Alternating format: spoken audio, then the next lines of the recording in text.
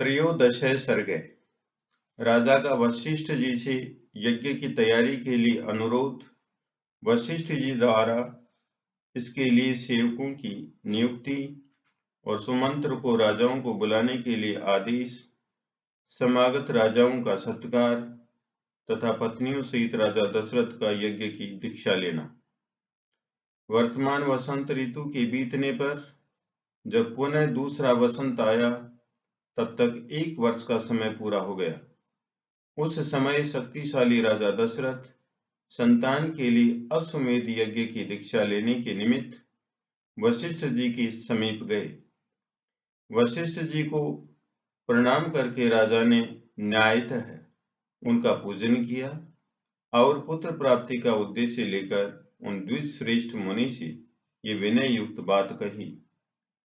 ब्राह्मण मुनि प्रवर, आप शास्त्र विधि के अनुसार मेरा ये यज्ञ करावें और यज्ञ के अंगभूत अश्व संचारण आदि में ब्रह्म राक्षस आदि जिस तरह विघ्न न डाल सकें वैसा उपाय कीजिए। आपका मुझ पर विशेष स्नेह है। आप मेरे सुहृद, अकारण हितैषी, गुरु और परम महान हैं। ये जो यज्ञ का भार उपस्थित हुआ है इसको आप ही वहन कर सकते हैं। तब बहुत अच्छा कहकर विप्रवर वशिष्ठ मुनि राजा से इस प्रकार बोले, नरेश्वर, तुमने जिसके लिए प्रार्थना की है वे सब मैं करूंगा।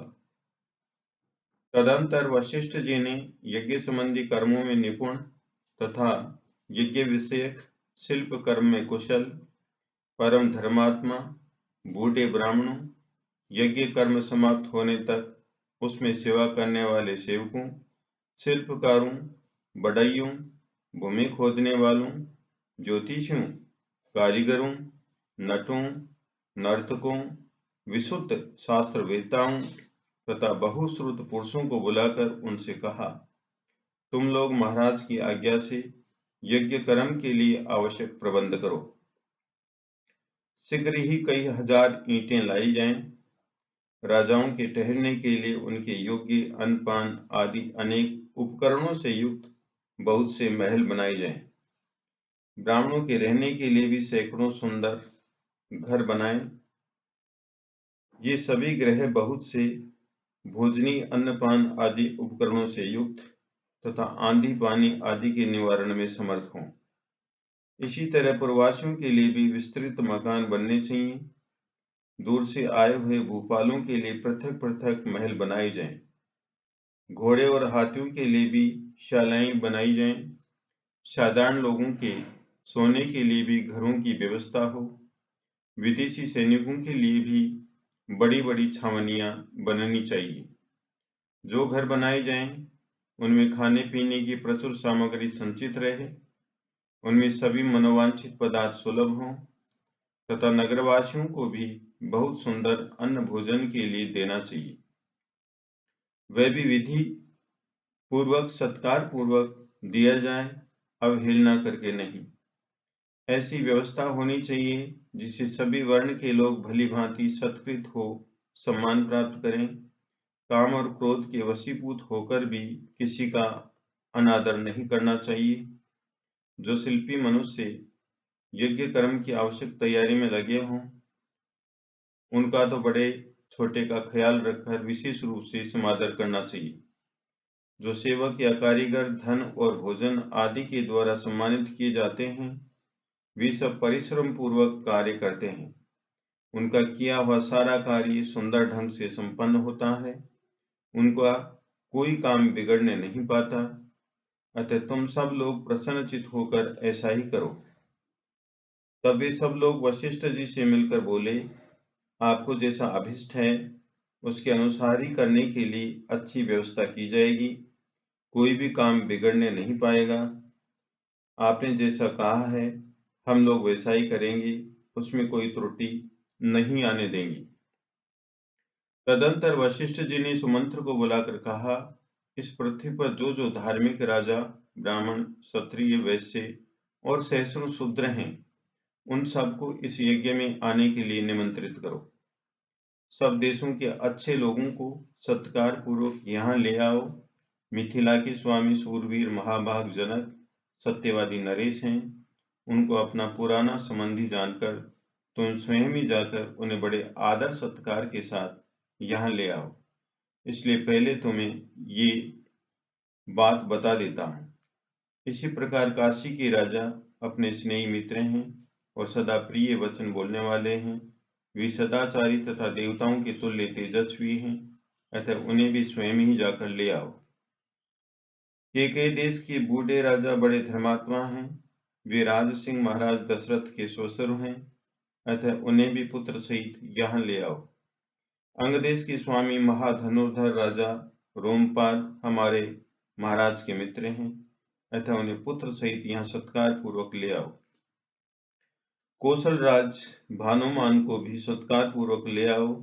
मगध देश के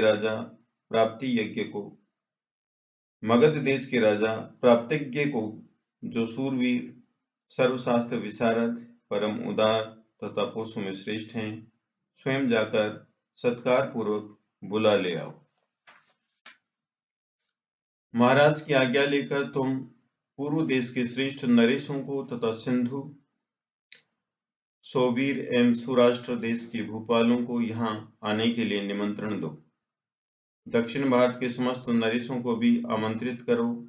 इस भूतल पर और भी जो नरेश महाराज के प्रति स्नेह रखते हैं, उन सबको सेवकों और सगे संबंधियों सहित यथासंभव शीघ्र बुला लो। महाराज की आज्ञा से बड़भागी दूतों द्वारा इन सब के पास बुलावा भेज दो। वशिष्ठ का ये वचन सुनकर सुमंत्र ने तुरंत ही अच्छे पुरुषों को राजाओं की बुलाहट के लिए जाने का आदेश दे दिया। परम बुद्धिमान धर्मात्मा सुमंत्र वशिष्ठ मुनि की आज्ञा से खास राजाओं को बुलाने के लिए स्वयं ही गए। यज्ञ कर्म की व्यवस्था के लिए जो सेवक नियुक्त किए गए थे, उन सबने आकर उस समय तक यज्ञ संबंधी जो कार्य संपन्न हो गया था, उस सब की सूचना महर्षि वशिष्ठ को दी। ये सुनकर वे द्विश्रेष्ठ मुनि बड़े प्रसन्न हुए और उन सबसे बोले, भद्र पुरुषों, किसी को जो कुछ देना हो उसे अवहेलना या अनादर पूर्वक नहीं देना चाहिए, क्योंकि अनादर पूर्वक दिया हुआ दान दाता को नष्ट कर देता है, इसमें संशय नहीं है। तदंतर कुछ दिनों के बाद राजा लोग महाराज दशरथ के लिए बहुत से रत्नों की भेंट लेकर अयोध्या में आए। इससे वशिष्ठ जी को बड़ी प्रसन्नता हुई। उन्होंने राजा से कहा, पुरुष सिंह, तुम्हारी आज्ञा से राजा लोग यहाँ आ गए। नृपश्रेष्ठ, मैंने भी यथा योग्य उन सब का सत्कार किया है। हमारे कार्यकर्ताओं ने पूर्णतः सावधान रहकर यज्ञ के लिए सारी तैयारी की है। अब तुम भी यज्ञ करने के लिए यज्ञ मंडप के समीप चलो। राजेंद्र, यज्ञ मंडप में सब और सभी वांछनीय वस्तुएं एकत्र कर दी गई हैं। आप स्वयं चलकर देखें। यह मंडप इतना शीघ्र तैयार किया गया है, मानो मन के संकल्प से ही बन गया हो। मुनिवर वशिष्ठ तथा ऋषि श्रृंग दोनों के आदेश से शुभ नक्षत्र वाले दिन को राजा दशरथ यज्ञ के लिए राजभवन से निकले। तत्पश्चात वशिष्ठ आदि सभी श्रेष्ठ द्विजों ने यज्ञ मंडप में जाकर ऋषि श्रृंग को आगे करके शास्त्रोक्त विधि के अनुसार यज्ञ कर्म का आरंभ किया। पत्नियों सहित श्रीमान अवध नरेश ने यज्ञ की दीक्षा ली। इस प्रकार वाल्मीकि निर्मित आर्ष रामायण आदि काव्य के बालकांड में 13वां सर्ग पूरा हुआ। जय श्री राम।